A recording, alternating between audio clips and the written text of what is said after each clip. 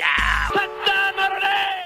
That's right. Welcome in, welcome back, folks, to a huge moment for Notre Dame. Just got even bigger edition of the Always Irish Show. As always, thanks for being here. You can find the program on YouTube. Do it. Subscribe if you haven't yet. Appreciate it very much. Give the video a thumbs up. That helps Yanni Boy out as well. Notifications on. You know why? That way you alerted every time a new episode drops. I know you don't want to miss that. Twitter, search bar Always Irish or at Always Irish. Emails, alwaysirishnd@gmail.com. Audio only. Anywhere you want it, you can get it. If you don't want to see my face, I certainly don't blame you for that one. Call-in lines. 312-988-15. You dialed up. Tell Uncle Johnny all you've heard and seen. USA Today, Irish Wire. Read all about it. Patreon.com/alwaysirish. Former captain, the leading tackler, Mike Goolsby, and myself breaking it all down. Be there, be square. Got some good new features coming up for this next season. It's going to be good. Monday Night Raw, a live stream on the Patreon, raw reaction to whatever happens in the game. Ooh, I can't wait. All right. We got some unexpected Notre Dame news. Come out on Twitter. ESPN College Game Day will start their year. Start the entire college football season. Everybody's waiting for. At Texas A&M hosting your Notre Dame Fighting Irish. What is your reaction to this news, Notre Dame Nation and haters of other nations? I have a few thoughts I'd like to share. Number one, ESPN is lame. This is not about the quality of the game day program or the quality of the announcership. This is not about content at all. It's garbage. It's SEC Big Ten propaganda. So it's not about the content. It's simply about the acknowledgement that you have the biggest game of the week. So don't confuse me saying this is a big deal because ESPN does such a good, fair job covering Notre Dame. Are you outside your brain? No. It ain't about that at all. It's just about what this overall represents.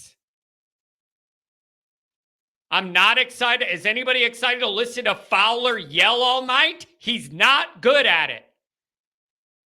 Trust me, I yell a lot. I know what works and what doesn't. He's got the worst yelly up-pitch voice when he gets excited I've ever heard. And I'll also never forgive him for how much he slobbered over Caleb Williams in 22. I'll never forgive him for that. It was obscene and embarrassing how much that guy was gushing, maybe literally, I'm not sure, by the way he was acting and talking and how excited he was in the booth. I don't want to know what was going on, but the guy was way too excited to see Caleb Williams punk Notre Dame. Bad yell voice, really annoying yell voice, and the fanboy stuff, and it was way over the top. He's not good. So that's number one. None of this has to do with the quality of their programming and announcing, both in the morning on the game day set and in the actual game. So don't get that wrong. Don't make that mistake. The big deal is what it represents for the power that be, the establishment, which is ESPN in this case, their acknowledgement that this is the biggest moment going on in the country. Do not confuse the two. It's not because they have a good, fair product. That ain't it. I still can't understand why Notre Dame people watch Game Day. This is not 15 years ago. It's propaganda, anti-Notre Dame, pro-SEC, Big Ten garbage. No Notre Dame fan should watch it. You're a fool. Why would you give ratings to a group that doesn't like you and gets paid to push the other people up and you down? Why would you support that? Oh, John, there's nothing else on. Yeah, there is. Go to the Fox show. Go on YouTube. Don't tell me that's the only ball game in town. I think a lot of Notre Dame people watch that garbage because it's just what they did for 15 years. Grow up, grow out of it. Realize when you're being gaslit to your face on a Saturday morning and change the clicker.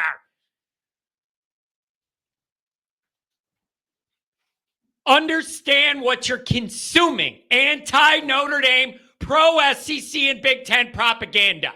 That's what you're going to drink your morning coffee to with a smile on your dumb face? Grow up.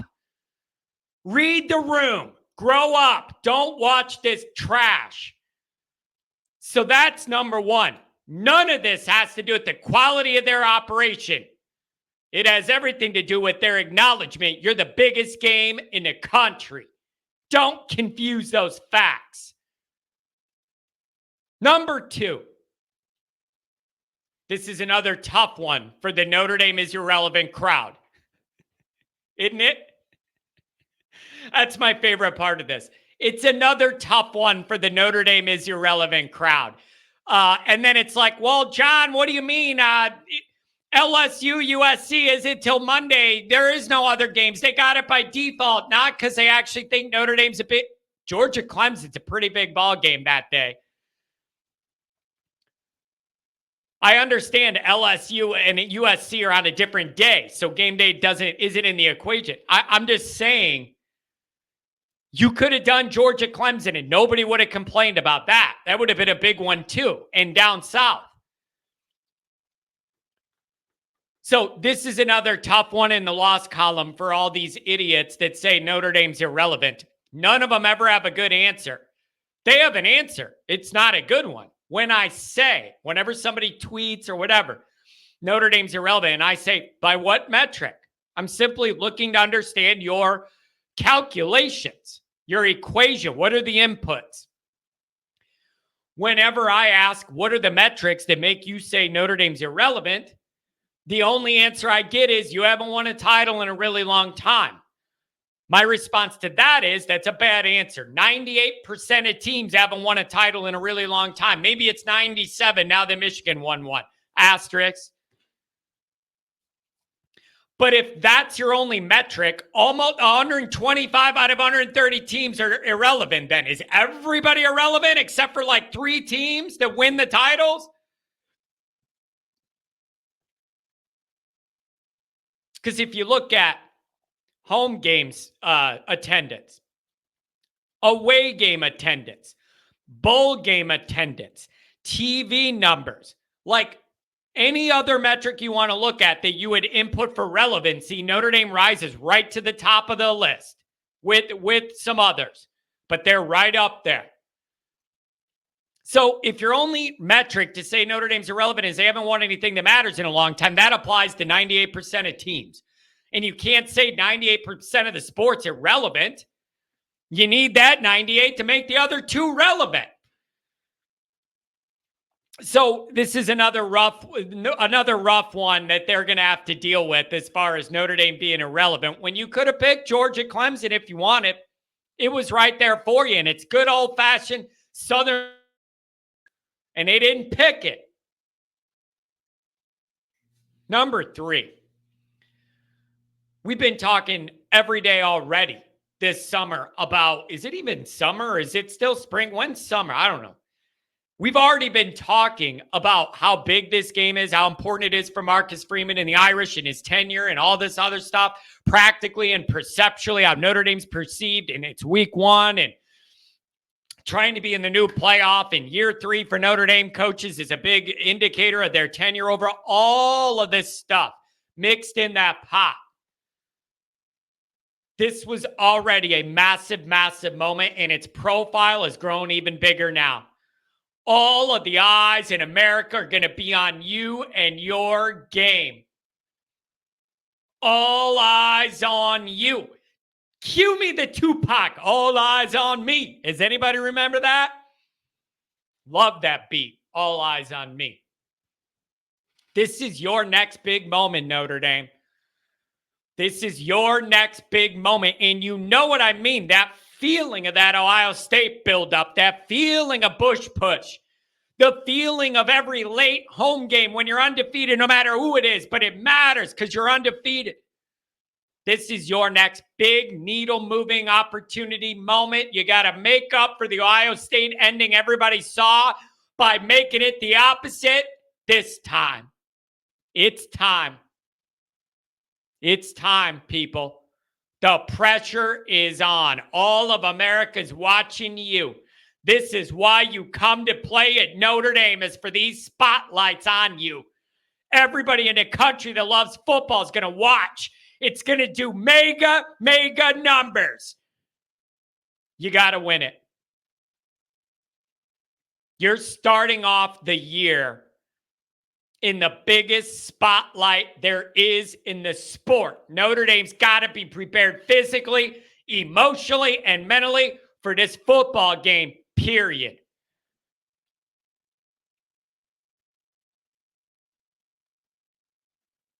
You got to show people this is a new situation, a new year, a new Notre Dame, a new mentality, and we're not what you're all used to seeing, which has been a letdown. A lot of pump up and no delivery. That's been our recent history. That's how people view us. You got to prove them wrong. You got to prove them wrong. And what does that entail? You're going to have to fight through the noise. You're going to have to fight through the heat. You're going to have to fight through 100,000 drunk Texas wannabe cowboys. You're going to have to fight through the male white overall cheerleading cult.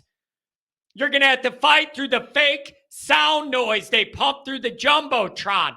You're going to have to fight through it all and prevail in true Notre Dame vintage lore. That's what Frank would have done. This is Notre Dame's next big moment. I always talk about needle movers. This is one of them. Ohio State was one of them last year, and you had it in the Paul Miranda, didn't want it. This is your next needle mover. It's a big moment. Go in there, prepared for battle, and make everybody leave week one going, damn it, Notre Dame looks better than I wanted them to. I'm pissed off. That's what I want. I want everybody else to be mad over the rest of that weekend saying, damn it, Notre Dame looks better and I don't like that. That's what I want. There's been enough misery on one side of the ledger. It's time to start balancing it out and do it in front of all of America with every single person that loves football is going to watch. There's no NFL yet. Everybody in America is going to be salivating for football to come back. You get the first opportunity to make a big splash. Take advantage of it. This is no bullshit.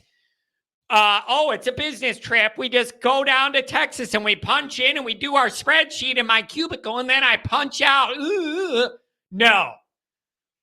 This isn't a business trip. This is personal. Nobody thinks you're good enough.